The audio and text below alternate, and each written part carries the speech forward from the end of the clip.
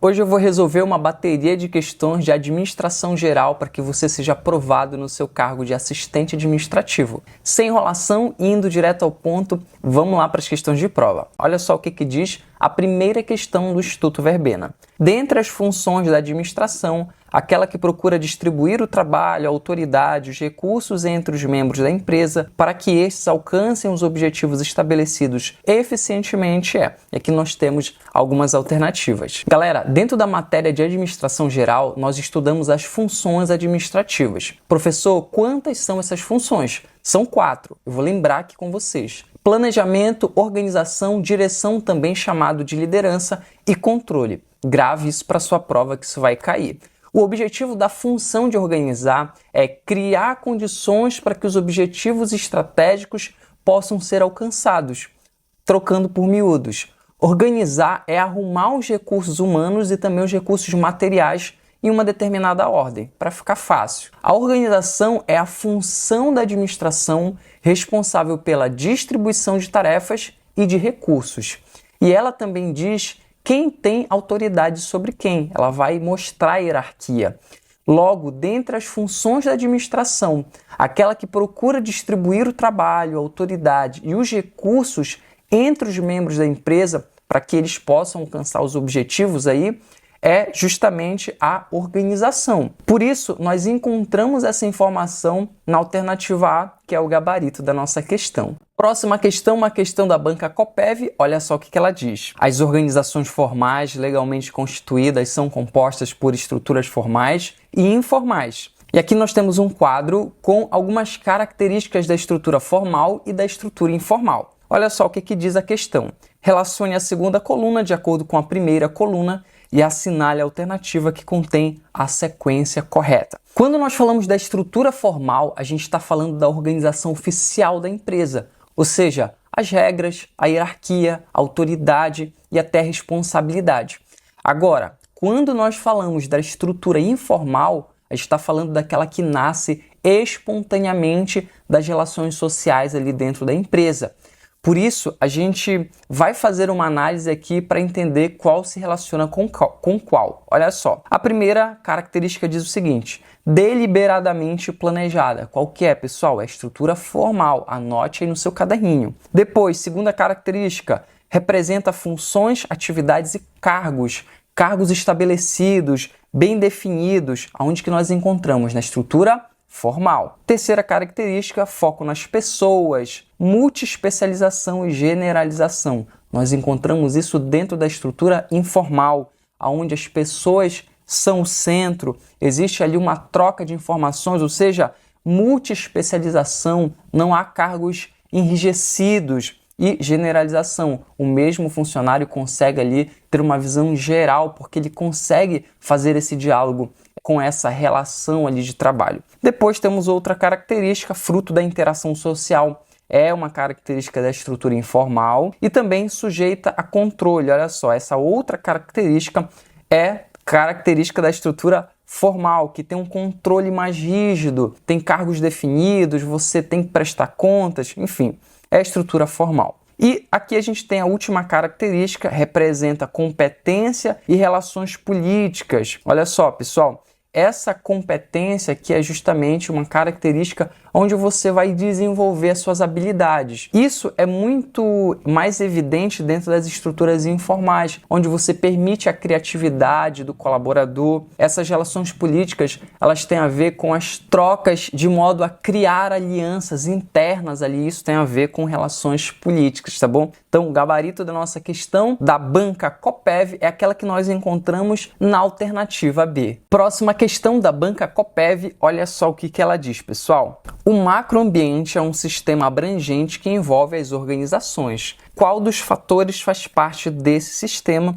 E aqui nós temos algumas alternativas. Professor, o que é um macroambiente? Você vai anotar para levar para a sua prova. O macroambiente são os fatores externos que afetam as empresas, mas que estão além do controle delas.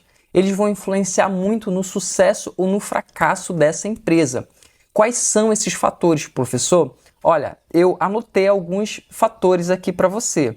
Condições tecnológicas, legais, políticas, a partir ali de como é que está a política externa, de como está a economia, de como é que está ali as regras em relação à ecologia. Não estou entendendo, professor. Olha, se você atua dentro de uma organização, por exemplo, de uma empresa de papel, você tem que observar fatores como regulações ecológicas, né? Leis ambientais que vão afetar ali, que são externas, mas que vão afetar a organização, por exemplo, tá bom? Agora, quando nós falamos do ambiente de tarefa, também conhecido como microambiente, você vai anotar no seu caderninho, você vai responder que ele vai influenciar diretamente a operação da empresa. Mas, diferentemente do macroambiente, os fatores do microambiente, eles são mais imediatos e mais controláveis também.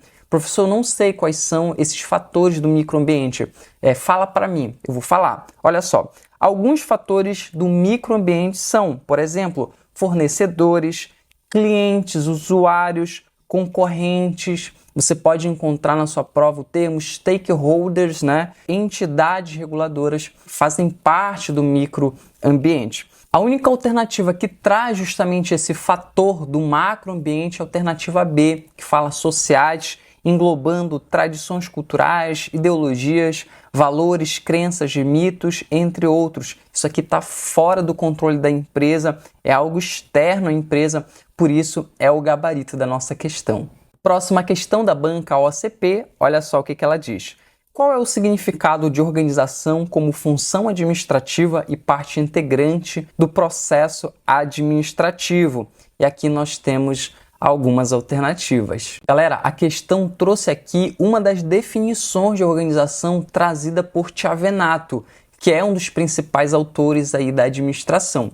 Ele diz o seguinte, acompanhe comigo. Olha só, organização significa o ato de organizar, estruturar e integrar os recursos e os órgãos incumbidos de sua administração, estabelecer suas atribuições e as relações entre eles. Professor, por que esse tipo de questão é importante? Você pode estar me perguntando. Elas servem para você anotar essas definições que são dadas ali pelos autores mais cobrados dessas bancas. No caso dessa questão da banca OCP, nós vimos que ela usou uma definição de Chiavenato.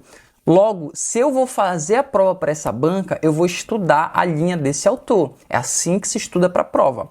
Então, a gente traz esse tipo de questão para que você consiga abstrair quais são as definições dadas pelas determinadas bancas. Aí você vai fazer esse filtro, qual é a minha banca, qual é o autor que a minha banca vai utilizar. E o gabarito dessa questão da banca AOCP é a alternativa aí. Próxima questão da banca FAPESE para assistente administrativo, olha só o que ela diz. É característica comum a todas as organizações a presença de... E aqui nós temos algumas alternativas. Pessoal, a presença de pessoas é uma característica comum a qualquer organização. Um exemplo são funcionários, colaboradores, clientes, stakeholders, ou seja, partes interessadas, investidores. Então, a organização, uma empresa, ela tem justamente como em comum ali a presença de pessoas.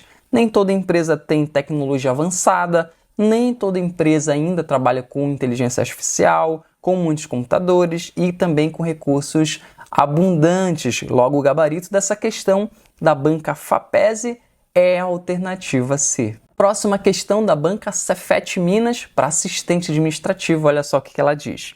Referente aos conceitos de organização, recursos e objetivos, segundo Maximiano, é incorreto afirmar que, alternativa A, as organizações são grupos orientados para a realização de propósitos? Perfeito, galera. As organizações, elas realmente são criadas com o objetivo de alcançar algum propósito. Isso aqui não existe um problema. Seja ele lucrativo ou não, ela é criada para alcançar algum objetivo, algum propósito. Alternativa B, os recursos utilizados pelas organizações geralmente envolvem os aspectos materiais e intangíveis. De fato, as organizações, elas precisam de recursos físicos como máquinas, equipamentos e até matéria-prima para que elas possam ali atingir as metas que elas vão ter, né? Elas também utilizam, sim, recursos intangíveis. Ah, professor, que recurso intangível? Pessoal, o conhecimento, as experiências são recursos intangíveis, ou seja, eu não posso tocar, mas são valiosos para a empresa. A alternativa C diz o seguinte: os recursos e objetivos estão voltados centralmente para o setor privado, uma vez que apresentam íntima relação com a administração de empresas. Galera, os recursos e os objetivos não estão voltados centralmente para o setor privado. Na verdade, os conceitos de recurso e objetivos são aplicáveis a quase todas as organizações, mesmo aquelas que não têm fins lucrativos. Por exemplo, instituições governamentais, além, claro, das instituições privadas. Como a questão que é alternativa e incorreta, esse é o gabarito da nossa questão, mas a gente vai resolver as outras alternativas. Olha só o que diz a letra D. Uma organização necessita de recursos para alcançar os seus objetivos. Realmente, seja uma organização pública ou uma organização privada, existe-se a necessidade de recursos para que a empresa possa atingir os seus objetivos. Alternativa E, as organizações são grupos sociais deliberadamente orientados para a realização de objetivos que, de forma geral, se traduzem no fornecimento de produtos e serviços. Essa alternativa traz outra afirmação bem genérica, mas que não deixa de ser verdadeira. De fato, as organizações elas possuem a função de transformar os recursos em produtos ou serviços, tentando ali atingir os seus objetivos, que ali vai variar, depender da finalidade da empresa, Qual que é o produto, qual que é o serviço da empresa. Por isso, mais uma vez, a questão ela pede a alternativa incorreta e nós encontramos a alternativa incorreta na alternativa C. Se você gostou dessa aula e quer continuar a receber vídeos como esse, se inscreve aqui no canal, deixa aqui embaixo também o teu comentário de sugestão de aula para o próximo vídeo, me diz também qual é a banca do seu concurso, da onde você é. Eu espero que você fique bem, bons estudos e até a próxima aula.